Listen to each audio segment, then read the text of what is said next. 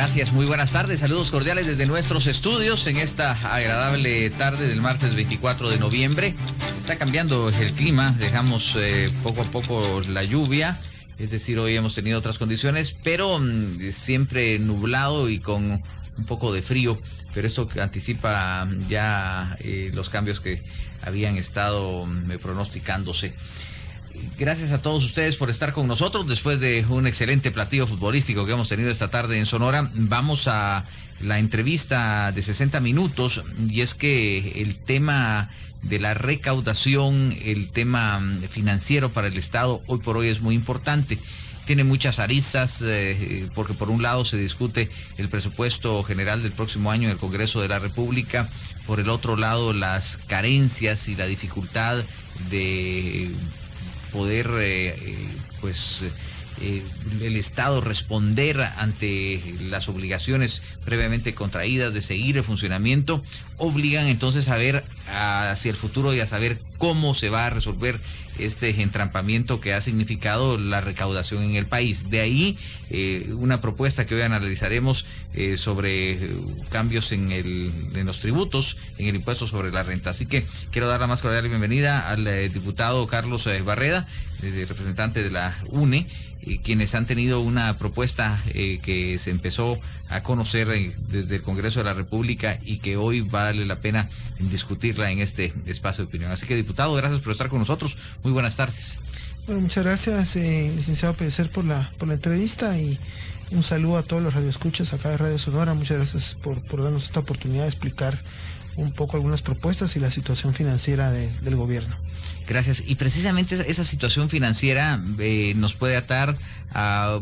Yo hice un breve análisis de esta situación, pero realmente, ¿qué los mueve a ustedes y cómo toman esta decisión de plantear una propuesta que ya sabemos es un incremento a cierto tipo de impuestos? Pero, ¿cuál es el entorno?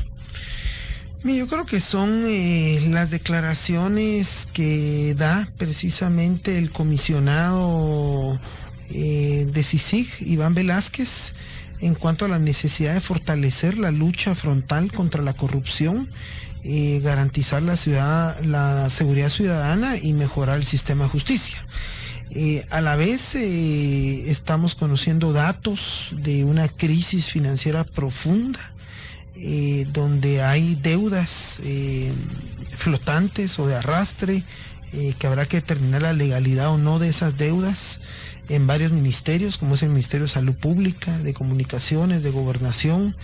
En el organismo judicial hace falta los recursos para garantizar el pago del mes de noviembre y el mes de diciembre. Se habla de un déficit de 300 millones en el organismo judicial, y en ese contexto el comisionado hace un llamado a que la gente de mayores ingresos, las empresas, las personas que tienen los mayores patrimonios, los mayores ingresos, es decir, los más privilegiados, los más acomodados, o si se quiere manejar de esa forma, los más ricos de Guatemala, puedan aportar o pagar o pudiera haber un impuesto especial para que ellos ayudaran a financiar el sistema de justicia, la seguridad ciudadana y el combate a la corrupción. Él utiliza de ejemplo lo que sucedió en Colombia, donde se aprobó un impuesto extraordinario a los supermillonarios, un impuesto que comenzó temporal pero sigue en Colombia y es permanente desde el gobierno de Uribe, y que ha ayudado a financiar precisamente el fortalecimiento de la seguridad ciudadana y la justicia en aquel país. Bajo ese planteamiento de Iván Velázquez, pues nosotros como partido asumimos la responsabilidad con seriedad de hacer una propuesta, y es una propuesta de elevar el impuesto sobre la renta precisamente a las empresas y a las personas de mayores ingresos. Es decir, esto no va a afectar a las capas medias, no va a afectar a los más pobres, sino va a afectar a las empresas y a las personas de mayores ingresos. Estamos hablando de las personas, en este caso en relación de dependencia, es decir, las rentas del trabajo, que tienen ingresos mensuales superiores a los 50,000 quetzales. Es decir, aquellos que ganan 50,000 quetzales mensuales, o el equivalente a 600,000 quetzales al año. De 1.240.000 trabajadores en relación de dependencia, los que ganan o los que tienen estos ingresos que superan los 50.000 quetzales mensuales son aproximadamente 12.400 trabajadores. Es decir, el 1% de ese 1.240.000 trabajadores formales en relación de dependencia. Es decir, ese es 1%. ¿Quiénes son? Son seguramente gerentes o ejecutivos de empresas transnacionales. Seguramente son gerentes o ejecutivos de grandes contribuyentes o grandes empresas guatemaltecas.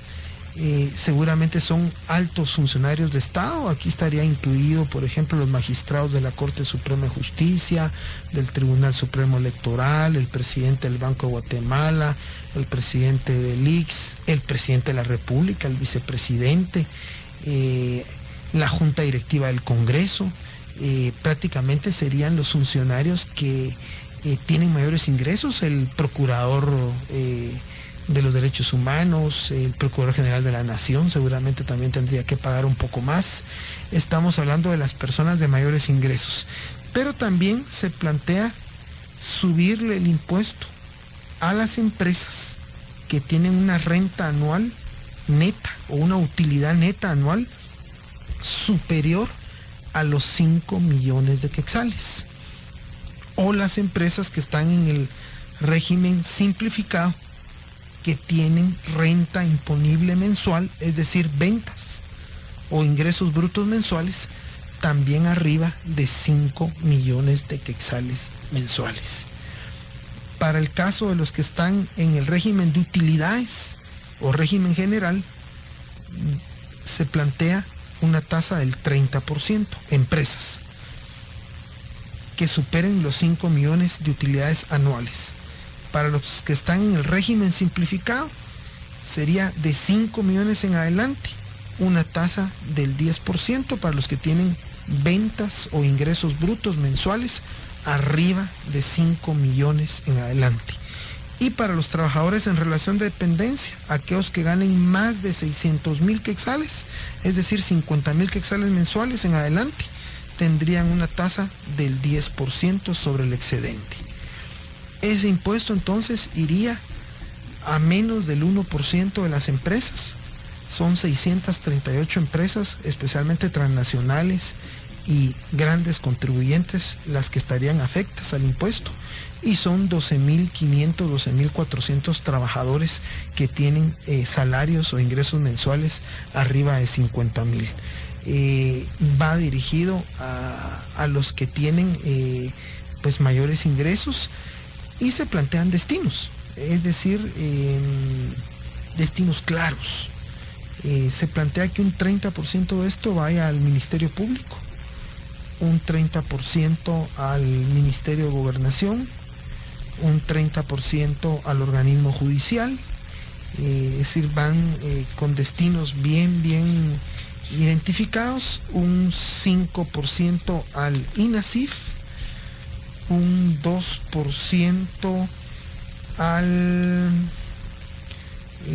sería el Instituto de Defensa Público Penal,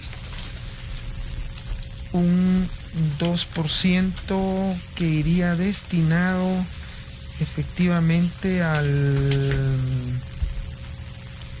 Secretaría de Bienestar Social para unos programas de juventud en conflicto. Recordemos que la Secretaría de Bienestar Social tiene a su cargo algunos centros de detención para menores, y un 1% para la PGN, que recordemos que la PGN ve todo este tema de Alba Koenig, entre otros temas de derechos de la familia. Entonces aquí estaríamos abarcando prácticamente todo el sistema de justicia, de seguridad ciudadana y de combate a la corrupción. Todas estas entidades serían las beneficiadas.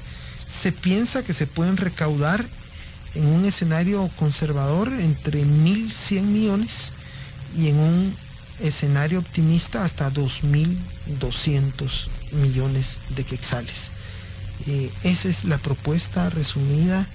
Yo sí quiero insistir en la población que es a los grandes contribuyentes, es a los que tienen ingresos mensuales de más de 50,000 quetzales, que es una minoría de guatemaltecos, y es a las empresas que tienen utilidades anuales superiores a los 5 millones de quetzales o que tienen ventas mensuales superiores a los 5 millones de quetzales mensuales. Es decir, es un impuesto a la supercúpula empresarial, por decirlo así, que le estamos planteando que pueda contribuir un poco más para la seguridad ciudadana, para la justicia y para el combate a la corrupción. Ya que tienen estas cifras del número de contribuyentes y el porcentaje de las utilidades, ¿qué monto podría generar este cambio en el impuesto si es que prospera? Sí, el monto, como mencionaba, podría rondar entre 1,000 a 2,000 millones. Va a depender de la efectividad de la SAT y también del comportamiento de los contribuyentes. Recordamos que estos son contribuyentes que tienen la capacidad de pagar abogados, de pagar auditores y obviamente de asesorarse para ver cómo pueden pagar menos. Entonces obviamente ellos buscarán cómo administrar sus rentas de tal forma de que no les vaya a afectar en gran medida. Sin embargo, el escenario más conservador creemos que nos puede dar 1,100 millones, que serían 1,100 millones de presupuesto adicional para estas instituciones, a distribuirse con estos porcentajes entre el organismo judicial, el MP, INASIF, Gobernación y PGN, entre otros, ¿verdad? Lo cual permitiría ampliar la capacidad de investigación, la cobertura de estas entidades y poder profundizar la lucha frontal contra la corrupción y fortalecer la seguridad ciudadana. Ahí sí que ampliar la cobertura de Policía Nacional Civil, de Inteligencia Civil, de fortalecer el sistema penitenciario, de poder contar con los investigadores en el MP y con los juzgados correspondientes y fiscalías en una mayor cantidad de municipios. Recordemos que CICIG está ampliando su cobertura a Quetzaltenango. Hay muchas denuncias de corrupción, de impunidad, de estructuras delincuenciales y de estructuras corruptas también en el interior de la República. CICIG ha priorizado el investigar muchas alcaldías, sistema de consejos de desarrollo donde ha habido mucha corrupción en la obra pública, y también pues los gobiernos departamentales abriendo una fiscalía en el departamento Quetzaltenango para poder ampliarse al interior de la República. Que esa es un poco la intención, pero seguramente es otro tema, pero necesario que el Ministerio Público tenga más presencia en todo el país, es decir, todo el sistema de justicia. ¿Responderá esto entonces a lo que precisamente plantea Iván Velázquez? Ese es el esquema de seguridad y justicia, ¿no? Claro, se presentó un estudio precisamente hace una semana del Instituto Centroamericano de Estudios Fiscales, donde habló de cuál sería el costo de fortalecer el sistema de seguridad y justicia y de ampliar la cobertura del Ministerio Público, del organismo judicial y del Ministerio de Gobernación. Y es en base a ese estudio del ICEFI, en base a lo que el comisionado de CICIG planteó, que se busca este impuesto. Obviamente un impuesto que está acorde al principio de capacidad de pago y de justicia social, en el cual el que tiene y gana más, paga más. Y en este caso las capas medias y los más pobres no pagan ni un solo centavo. Es dirigido, vuelvo a indicarlo, a los de altos ingresos. Es una minoría de guatemaltecos, tanto de empresas y personas que tienen estos ingresos y a los que se les está pidiendo que puedan aportar un poco más. ¿Coincide esa propuesta o ese análisis del ICEFI del costo que tendría? Claro, coincide con las necesidades presupuestarias. De hecho, nos quedamos abajo, no logramos atender todo lo que se propone en ese estudio, que es casi el doble de los recursos que este impuesto podría recaudar, pero que ya es un primer paso en la dirección correcta de fortalecer todo el sistema de seguridad y justicia. Bueno, vamos a detenernos por unos instantes, tenemos la pausa comercial y luego seguiremos con más de este análisis de la propuesta que hace la UNE y que pues se podría convertir en un fortalecimiento al impuesto sobre la renta de aquellas personas individuales con ingresos mayores a los 50,000 quetzales mensuales o a las empresas con utilidades mayores a los 5 millones de quetzales, tal como lo ha descrito el diputado Carlos Barreda en esta primera parte del programa. Así que ya estaremos de regreso, no cambie.